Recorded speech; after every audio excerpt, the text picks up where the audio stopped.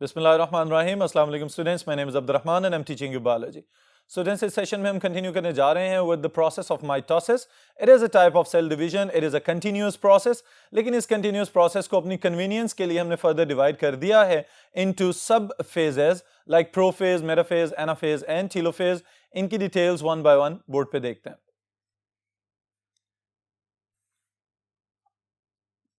Alright students, सबसे पहली चीज, व्हाट इज माइटोसिस? अभी तक स्टूडेंट्स जो प्रीवियस सेशंस में हम स्टडी करके आए हैं, पहली चीज हमने स्टडी की थी अबाउट द इंटरफेज, जिसमें सारी तैयारियां मुकम्मल कर ली जाती हैं और इंटरफेज की तैयारियां मुकम्मल होने के बाद जैसे ही सेल को गो हेड मिलता है कि now you are ready to divide, तो सेल तकसीम करना शुरू हो जाता है। और ये तकसीम होने का अमल एक मुसलसल अमल है और इस मुसलसल अमल को चेंजेस के सेट बना के अपनी आसानी के लिए हमने फर्दर डिफरेंशिएट कर दिया इनटू कैरियोकाइनेसिस एंड साइटोकाइनेसिस। लेकिन इन फेजेस को फर्दर डिफरेंशिएट किया जाता है into sub phases, like the karyokinesis is further divided into prophase, metaphase, anaphase and telophase। तो इस लिहाज से आप ये याद रखिएगा कि इंटरफेज में तैयारियां मुकम्मल होने के बाद वन बाय वन जो फेजेस की एक पूरी की पूरी कंटिन्यूटी चल रही है, जो तसलसल चल रहा है सेल के डिवाइड होने तक, उन सब स्टेजेस को हम अभी यहां पे स्टडी करेंगे। बहुत ही आसान और टू द पॉइंट तरीके से मैं आपको समझाऊंगा ताकि ये प्रोसेस आप लोगों को समझ में आ जाए इंतहाई आसान अंदाज में। All right, so first of all we are going to define mitosis. Mitosis can be defined as it is a type of cell division in which one cell divides into two daughter cells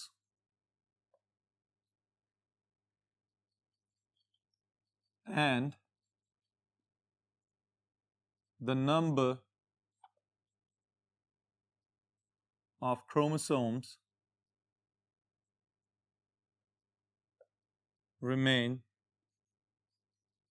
same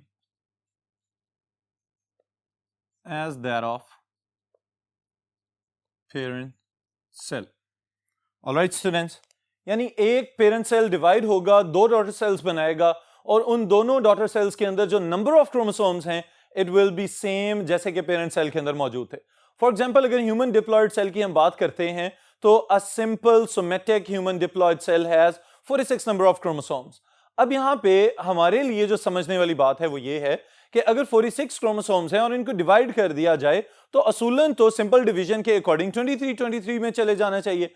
लेकिन यहां पे students की बात याद रखने वाली है कि इंटरफेज में the whole genetic material is already replicated. Alright, तो वो जो रेप्लिकेटेड डीएनए या जेनेटिक मटेरियल आपको नजर आएगा, it will appear as replicated sister chromatids in the mitosis.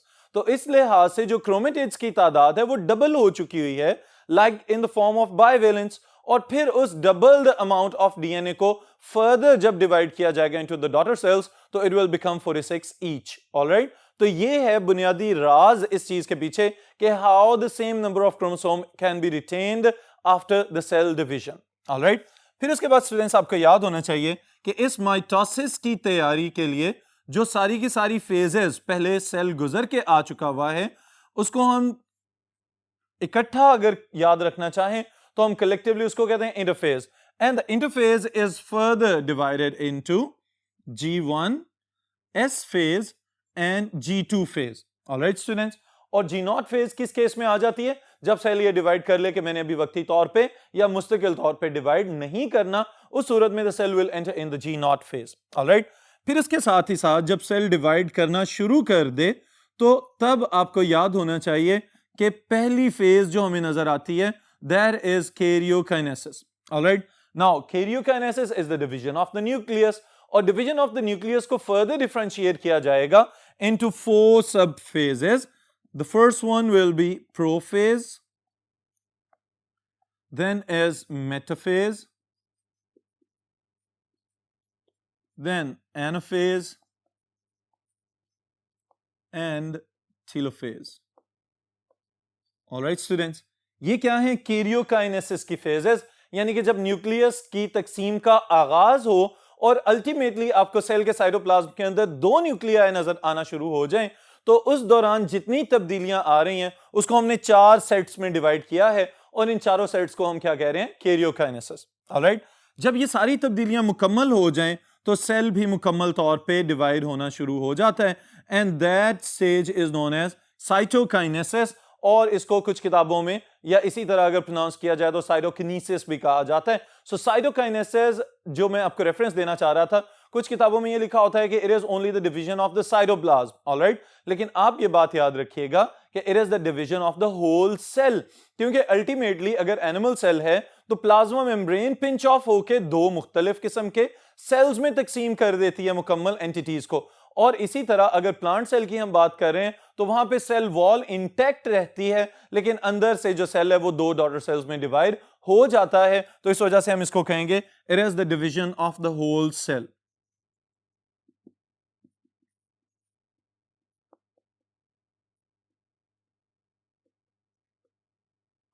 Alright students, अब ये तो हो गया सारे का सारा इंट्रोडक्शन हमारा माइटोसिस का। अब इस इंट्रोडक्शन में जो further step by step details हमने डिस्कस करनी है, तो फर्स्ट फेज इज प्रोफेज, और प्रोफेज को समझने के लिए पहले मैं एक छोटी सी डेफिनेशन यहां पे लिखने जा रहा हूं ताकि आप लोगों को इसका आइडिया हो जाए कि हम इस पूरे के पूरे प्रोसेस में मेनली कंसर्न किस चीज के साथ हैं। So the first thing is chromatin students, alright. अब आपको याद होना चाहिए कि the genetic material is the DNA, और डीएनए जो है ये तो बिल्कुल धागे नुमा साख्तों की शक्ल में न्यूक्लियस के अंदर पड़ा होता है। जब सेल नॉन डिवाइडिंग स्टेज में है तो उस वक्त हमें कभी भी क्रोमोसोम्स नजर नहीं आते, बल्कि क्या होता है कि न्यूक्लियस के अंदर बस fluid just like the nucleoplasm यही नजर आ रहा होता है, या फिर एक डेंस किस्म का स्ट्रक्चर न्यूक्लियोलस वगैरह, या अगर ज्यादा तादाद में है तो न्यूक्लियोलाई, उनको हम कहेंगे, ये स्ट्रक्चर्स हमें नजर आ सकते हैं। तो अब सवाल ये पैदा होता है कि क्रोमेटिन क्या चीज है? डीएनए को अगर हिस्टोन प्रोटीन्स के इर्द गिर्द कॉइल करके बारीक धागा नुमा साख्तों की शक्ल में न्यूक्लियोप्लाज्म में फेंका जाए और वो नेटवर्क की फॉर्म में वहां पे नजर आए, तो इसको हम कहते हैं देयर इज क्रोमेटिन। और यहां पे एक इंपॉर्टेंट बात याद रखिएगा कि क्रोमेटिन अगर अपनी ओरिजिनल या नेचुरल फॉर्म में मौजूद है तो बाज़-औक़ात इलेक्ट्रॉन माइक्रोस्कोप के नीचे भी इसको देखना मुश्किल हो जाता है। इसको देखने के लिए आसानी किस तरह से पैदा की गई? स्टेनिंग टेक्निक्स के थ्रू। अब जेनेटिक मटेरियल के ऊपर आपको याद होना चाहिए कि बेसिक डाइज के थ्रू हम न्यूक्लियस को तो स्टेन कर लेते हैं, तो इसी तरह से जो हमने क्रोमोसोम्स का नाम दिया हुआ है, इसका लफ्जी मतलब बनता है कि कलर्ड बॉडीज। तो इससे हम ये भी मतलब ले सकते हैं कि ये वो स्ट्रक्चर्स हैं जो कलर करने के बाद नजर आ रहे हैं, that's why they are known as chromosome. लेकिन जो क्रोमोसोम्स हैं they are the condensed form of the chromatin, और क्रोमेटिन क्या चीज है? डीएनए और हिस्टोन प्रोटीन्स पे मुश्तमिल बारीक thread like structures. Alright students, इसको डिफाइन करते हैं। Thin thread like structures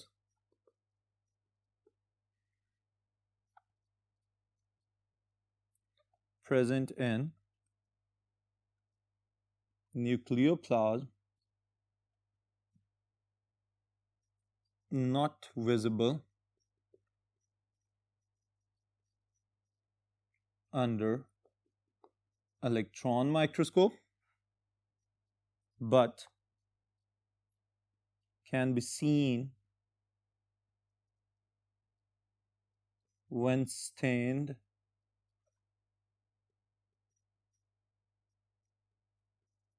with histologic stains. Alright students, अब यहां पे जो हिस्टोलॉजिक स्टेन्स की टर्म यूज हो रही है इसको भी समझ लें कि बुनियादी तौर पे ये वो कलर्स हैं जो मुख्तलिफ टिश्यूज को डिफरेंशिएट करने के लिए, स्टेन करने के लिए, रंग चढ़ाने के लिए इस्तेमाल किए जाते हैं। ऑलराइट, तो ये बुनियादी तौर पे जो प्रोटीन्स हैं या जो इसी तरह से जेनेटिक मटेरियल की केमिकल नेचर है, they have the ability to retain some sort of और some types of the dyes. तो ये क्या करते हैं? कुछ रंग अपने ऊपर रिटेन करके रख लेते हैं, जिसकी वजह से किसी एक स्ट्रक्चर को दूसरे स्ट्रक्चर से डिफरेंशिएट करके स्टडी करना आसान हो जाता है। ऑलराइट स्टूडेंट्स, तो ये बुनियादी तौर पे क्रोमेटिन को क्यों डिस्कस किया जा रहा है? क्योंकि ऑनवर्ड माइटोसिस के अंदर सारे का सारा फोकस हमारा किसके ऊपर है? क्रोमोसोम्स के ऊपर। तो क्रोमोसोम्स किसकी वजह से बन रहे हैं? They are the bodies that have formed by the condensation of the chromatin material. All right students, तो अब हम प्रोफेज के जो मेन पॉइंट्स हैं इनको अगर एनालिस्ट करना चाहें तो we can write it here.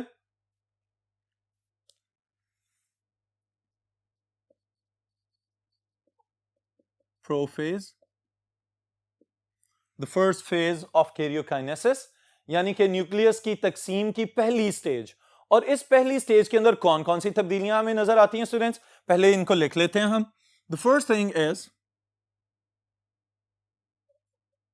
chromatin material coils and condense. All right,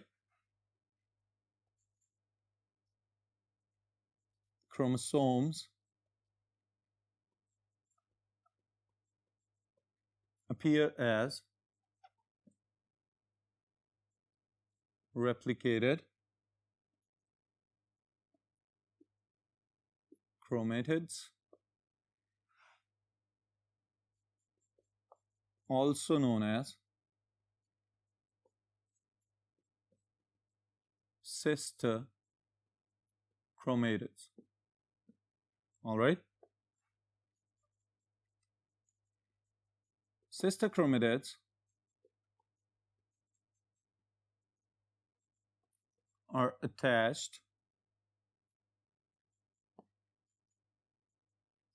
at centromere, also known as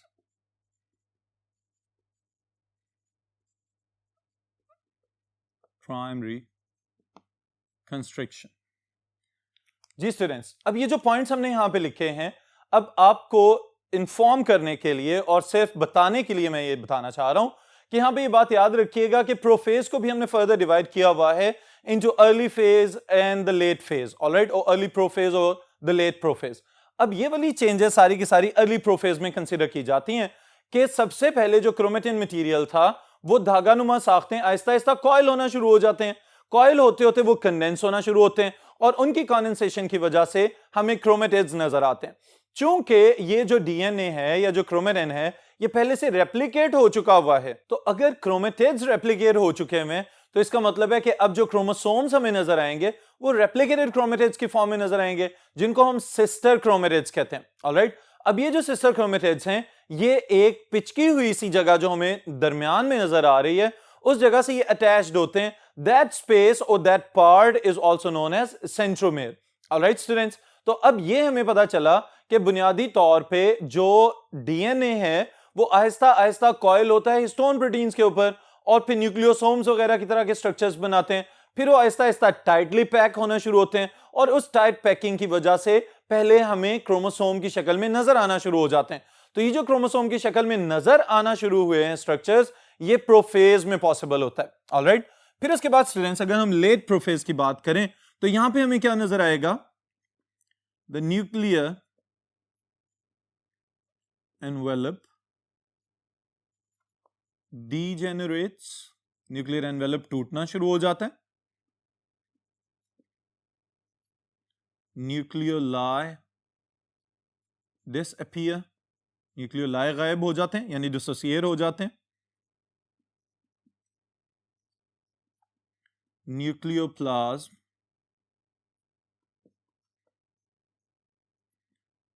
mixed with or released into the cytoplasm. All right, उसके मिक्स अप होने की वजह से cytoplasm becomes more viscous, ज्यादा गाढ़ा हो जाता है. All right, and the most important thing, mitotic apparatus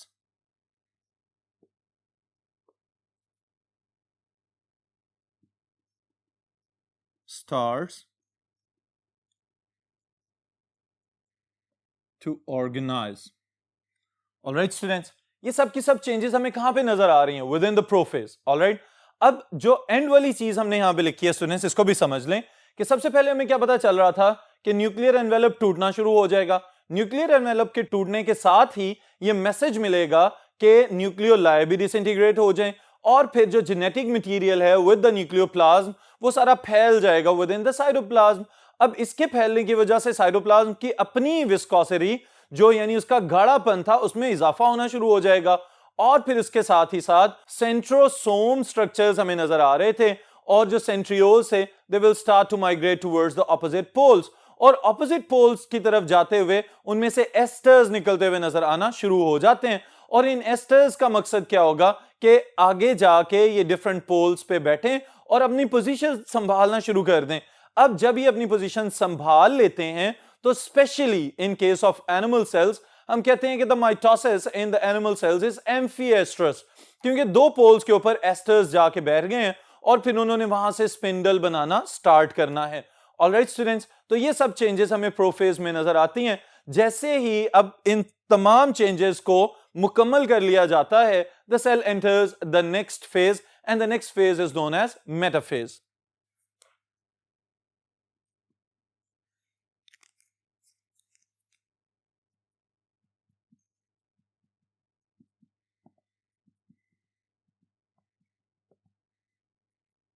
ji students, metaphase, अब पहले नंबर पे तो ये बात याद रखिएगा कि it is the second phase of the mitosis और फिर इसके साथ ही साथ जो दूसरी चीज हमने अपने ज़हन में रखनी है कि मेटाफेज की पहचान क्या है, that is the metaphase plate और द इक्वेटोरियल प्लेट। और इक्वेटोरियल प्लेट या मेटाफेज प्लेट बनाने के लिए क्या क्या काम किए जा रहे हैं इन स्टेप्स को हम यहां पे लिख लेते हैं।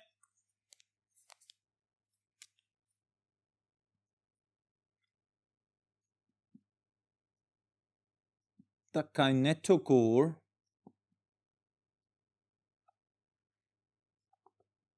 fibers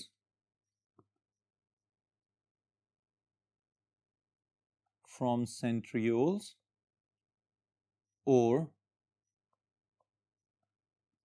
spindle get attached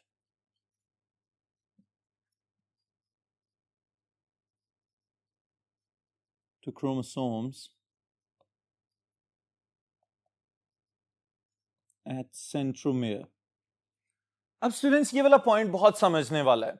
किस तरह से समझने वाला है कि आपको अगर माइटोटिक अपरेटस याद है तो वहां पे हमने ये पढ़ा था कि जब स्पिंडल स्ट्रक्चर पूरा मुकम्मल किया जा रहा होता है तो सबसे पहले एस्टर्स ओरिजिनेट होते हैं, वो जो रेडिएटिंग ट्यूब्यूल्स थे, और फिर उसके बाद जो छोटे या डिसकंटिन्यूअस ट्यूब्यूल्स हमें नजर आते हैं जो निकल तो रहे हैं सेंट्रियोल से, ग्रो करना शुरू करते हैं, लेकिन आके क्रोमोसोम्स को उनके काइनेटोकोर्स के साथ अटैच हो जाते हैं, वहां से उनको पकड़ लिया जाता है, कैप्चर कर लिया जाता है।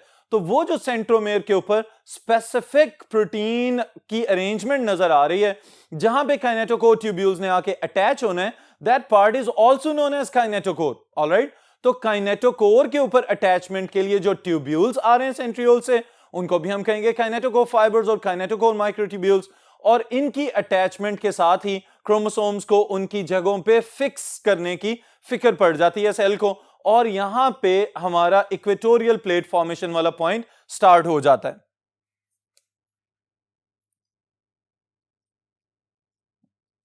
Chromosomes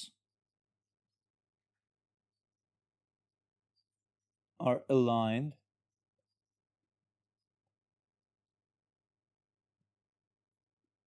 in the equator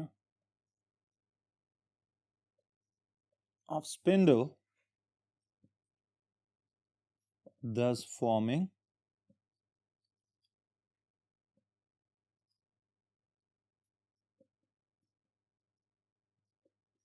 equatorial plate, also known as metaphase plate.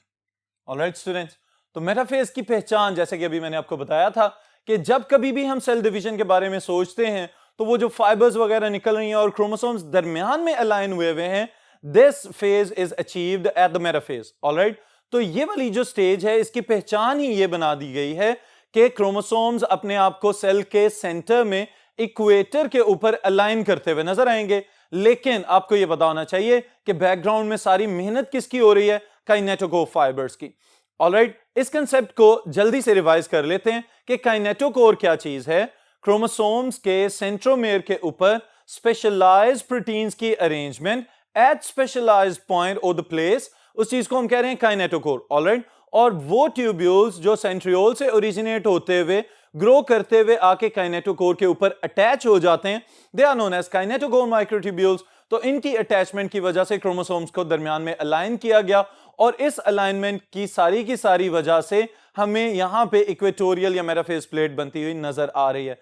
Equatorial plate या मेटाफेज प्लेट बनती हुई नजर आ जाए तो इसका मतलब यह है कि this is the metaphase of the mitosis, alright. जब आपको स्लाइड्स वगैरह दी जाएं और आपको उनको आइडेंटिफाई करना हो तो उस लिहाज से भी ये एक इंपॉर्टेंट ट्रिक है कि अगर क्रोमोसोम्स दरमियान में अलाइन होते हुए नजर आ रहे हैं, माइटोटिक अपरेटस थोड़ा बहुत नजर आ रहा है, तो इसका मतलब ये है कि this is the metaphase plate. फिर इसके बाद students the next phase is anaphase. Alright, now anaphase is the shortest phase. अब ये बहुत समझने वाली बात है कि आम तौर पे तो हम ये समझ रहे होते हैं कि एनाफेज जो है वो जस्ट स्प्लिटिंग वगैरह की वजह से पहचान इसकी याद रखनी है, लेकिन अब आपने ये बात भी याद रखनी है कि it is the shortest and the most critical, alright. किस तरह से, अगर पॉइंट्स में लिखना चाहें तो हम लिखेंगे the first thing is it is shortest, कुछ मिनट्स तक इसका सारे के सारा ड्यूरेशन होता है, and most critical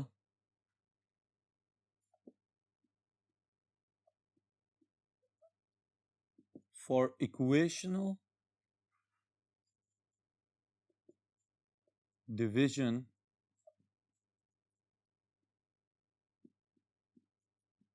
of chromosomes.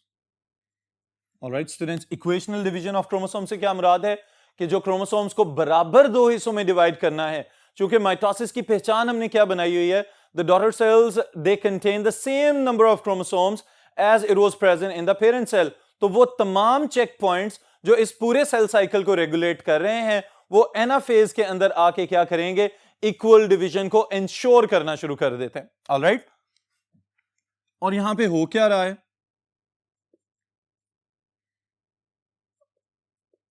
the kinetochore microtubules shorten, or we can say contract,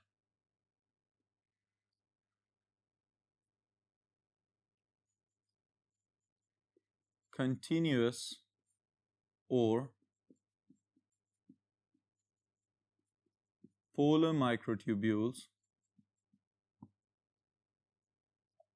elongate, और फिर उसके बाद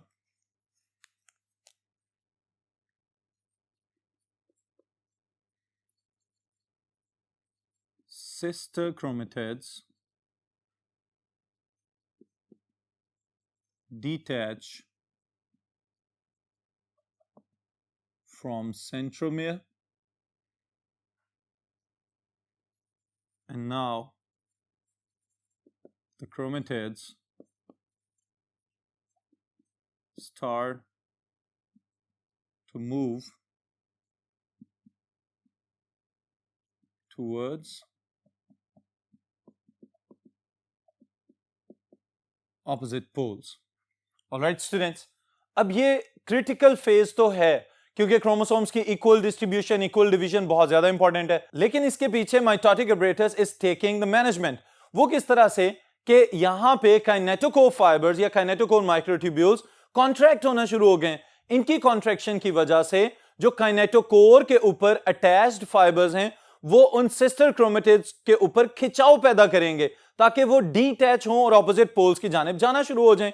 जैसे ही काइनेटोकोर माइक्रोट्यूब्यूल्स कॉन्ट्रैक्ट होना शुरू होते हैं तो उसके साथ ही साथ जो पोलर माइक्रोट्यूब्यूल्स हैं वो इलोंगेट होना शुरू हो जाते हैं ताकि पोलर पुल एक्सर्ट किया जा सके ऑन द काइनेटोकोर्स। अब इस पोलर पुल की वजह से क्या होता है कि सेल का ओवरऑल साइज भी आपको बड़ा होता हुआ नजर आएगा, स्पिंडल फाइबर्स भी इलोंगेट होते हुए नजर आएंगे, और आखिरकार क्या होगा, जो सिस्टर क्रोमेटिड्स अभी तक एक सेंट्रोमेयर से अटैच्ड थे वो एक दूसरे से अलहदा हो जाएंगे और अपने अपने रिस्पेक्टिव पोल्स की जानिब जाना स्टार्ट हो जाएंगे।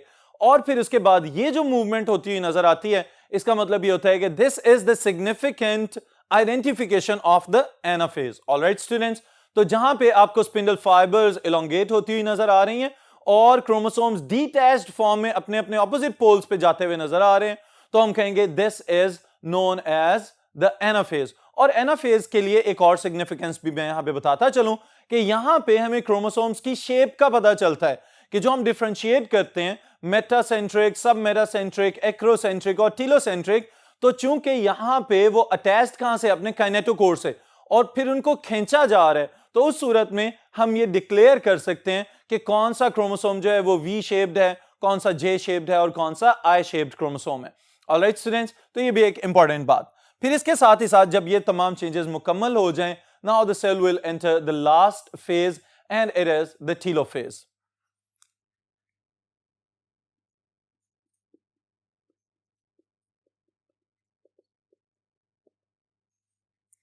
Alright students, now telophase also known as telophase। अब ये जो telophase है बुनियादी तौर पे अगर आसान तरीन तरीके से इसको हम समझना चाहें तो हम कहेंगे it is the inverse or the reverse of the prophase। Prophase के अंदर जितनी चेंजेस आई थी उन सब चेंजेस को अगर उलट कर दिया जाए तो वो तमाम के तमाम काम यहां पे मुकम्मल किए जा रहे हैं। सबसे पहली चीज जो हमें यहां पे नजर आती है वो क्या है, chromatids settle on poles। Alright, इनकी सेटलमेंट के फौरन बाद क्या किया जाएगा, न्यूक्लियर एनवेलप रीजेनरेट्स, दोबारा से बनना शुरू हो जाएगा,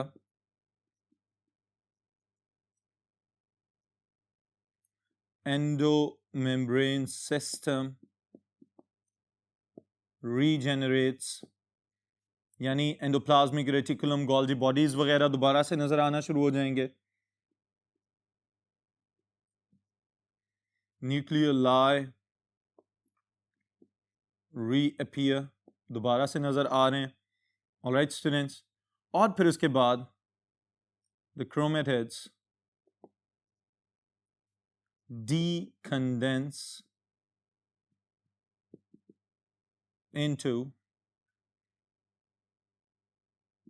chromatin again। all right students, फिर at the end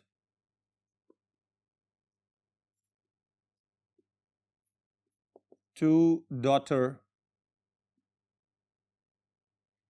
nuclei are visible। all right students, वही तमाम तब्दीलियां जो प्रोफेज में होती हुई नजर आ रही थी उन तमाम चेंजेस को अगर उलट कर दिया जाए तो ये बन जाती है टीलोफेज। यहां पे हमने जिस तरह से मेंशन किया है, सबसे पहले क्या किया जा रहा है, क्रोमेटिड्स अपने अपने पोल्स पे जाएंगे, पोल्स पे जाते ही उनकी डीकंडेंसेशन का प्रोसेस स्टार्ट हो जाता है और वो वापस थ्रेड लाइक स्ट्रक्चर्स में कन्वर्ट होते हुए नजर आएंगे। साथ ही साथ न्यूक्लियर एनवेलप जो पहले टूटा था प्रोफेज में वो दोबारा से बनना शुरू हो जाएगा और फिर इसके साथ जो एंडोमेम्ब्रेन सिस्टम यानी कि रिलेटेड ऑर्गेनल्स जो कि न्यूक्लियर एनवेलप से ओरिजिनेट हो रहे हैं वो दोबारा से रीजनरेट होना शुरू हो जाएंगे, endoplasmic reticulum and Golgi bodies. फिर इसी तरह न्यूक्लियोलाई जो सारे टूट चुके थे अब दोबारा से बनते हुए नजर आएंगे और फिर उसके बाद आखिरकार आपको दो डॉटर न्यूक्लियाई नजर आएंगे इन द साइटोप्लाज्म। इसका मतलब क्या होगा, the karyokinesis has been completed. Alright students, अब कैरियोकाइनेसिस जब मुकम्मल हो जाती है तो फिर उसके बाद क्या स्टार्ट होना है, that is the last part, that is cytokinesis.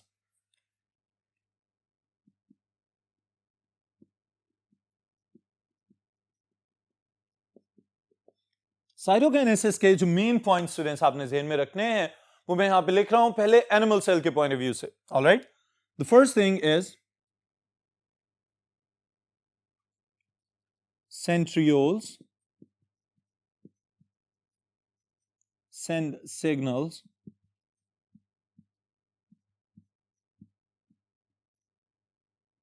to equatorial region।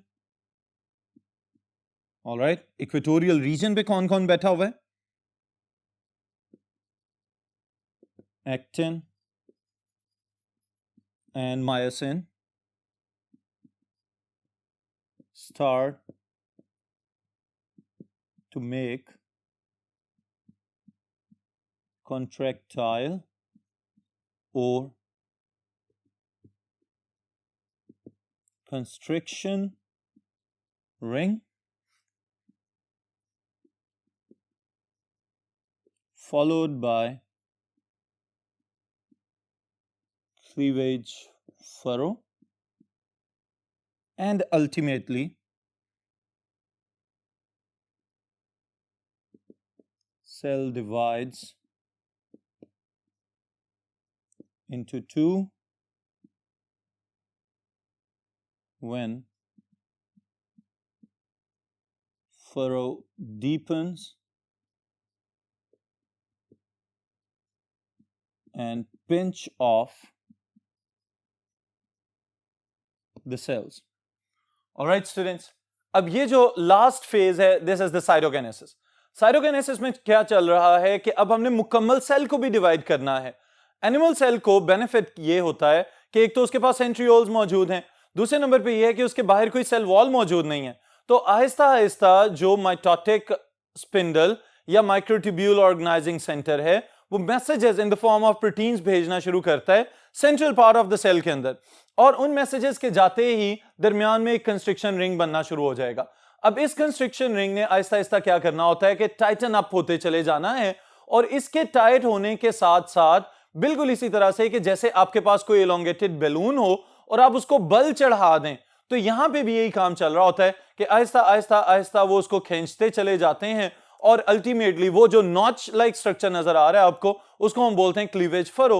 अब क्लीवेज फरो जितना डीप होती चली जाएगी, अल्टीमेटली दोनों की दोनों जो डॉटर सेल्स की मेम्ब्रेन्स हैं उनको आखिरकार एक दूसरे से पिंच ऑफ करके अलहदा कर देगी. And now the parent cell has been divided into two daughter cells. तो ये जो complete division of the cell है, this is known as cytokinesis. अब स्टूडेंट्स यहां पे एक बहुत ही इंपॉर्टेंट शॉर्ट क्वेश्चन है आपके लिए, और वो क्या है, what is the difference between cytokinesis of the animal cell and the plant cell. अब बाकी सारे का सारा काम तो यही चल रहा है जो अभी हमने देखा है कि इसी तरह से माइक्रोट्यूब्यूल ऑर्गेनाइजिंग सेंटर. अब यहां पे ये बात याद रखिएगा कि प्लांट सेल में सेंट्रियोल्स तो नहीं है, तो उसकी तरह का या उससे एक एनालॉगस स्ट्रक्चर वहां पे मौजूद है जो इस सारे के सारे माइक्रोट्यूब्यूल ऑर्गेनाइजिंग सेंटर का काम कर रहा है. यानी माइटोटिक एपैरेटस बनेगा और इसी तरह से एस्ट्रल माइक्रोट्यूब्यूल्स ओरिजिनेट होंगे, पोलो माइक्रोट्यूब्यूल्स ओरिजिनेट होंगे, और फिर सेल आखिरकार तकसीम हो जाएगा. एंड पे जाके टीलोफेज के बाद जब साइटोकाइनेसिस स्टार्ट होने वाला होता है, तो ये बात याद रखिएगा कि साइटोकाइनेसिस की तैयारी प्लांट सेल मेटाफेज में ही स्टार्ट कर लेता है. मेटाफेज में जैसे ही इक्वेटोरियल प्लेट बनना शुरू होती है, तो इक्वेटोरियल प्लेट के बाद क्या किया जाएगा, छोटे छोटे वेसिकल्स को in the centre of the cell फेंकना शुरू कर दिया जाता है. ये जो सारे के सारे वेसिकल्स हैं गोल्जी एपैरेटस से सिक्रीट होके आ रहे हैं, तो इनको हम गोल्जी वेसिकल्स भी कह सकते हैं. गोल्जी एपैरेटस से रिलीज होने वाले जो वेसिकल्स हैं वो सेल के दरमियान में आके इकट्ठे होते रहते हैं. एनाफेज खत्म होता है, टीलोफेज खत्म होता है, उस दौरान ये वेसिकल्स आपस में फ्यूज होना शुरू हो जाते हैं और एक बड़ा वैक्यूलर स्ट्रक्चर बना देते हैं जिसे हम बोलते हैं फ्रेगमोप्लास्ट. ऑलराइट, और फिर इस फ्रेगमोप्लास्ट ने क्या करना होता है, इलोंगेट होना है टुवर्ड द ऑपोजिट वॉल्स, और it will be the first plasma membrane of the future daughter cells. Alright, और तो और इनके अंदर कुछ इस तरह के भी केमिकल्स मौजूद होते हैं like the cellulose and pectin, जो कि फ्यूचर की प्राइमरी सेल वॉल बनाने में मददगार साबित होंगे. ऑलराइट स्टूडेंट्स, तो ये बात याद रखिएगा, बुनियादी तौर पे डिफरेंस किस चीज का है कि प्लांट सेल जो है वो पिंच नहीं हो सकता, उसमें क्लीवेज फरो नहीं बन सकती, क्योंकि उसके बाहर एक थिक और रिजिड सेल वॉल मौजूद है. तो उसका मुतबादल अल्लाह ताला ने इसको क्या दे दिया हुआ है कि गोल्जी वेसिकल्स प्रोड्यूस होंगे, उनकी कोएलेसेंस होगी, वो आपस में फ्यूज करेंगे, फ्रेगमोप्लास्ट बनाएंगे, and the phragmoplast will grow toward the opposite poles, और फिर उसकी ग्रोथ की वजह से आखिरकार the two cytoplasmic components or the regions will be completely divided and will be distinguishable as the two new daughter cells. तो इसको हम कहेंगे this is the cytokinesis of the plant cells. Alright students, तो आज के session के लिए इतना ही, फिर इंशाल्लाह ताला नेक्स्ट सेशन में नेक्स्ट टॉपिक के साथ मुलाकात होगी.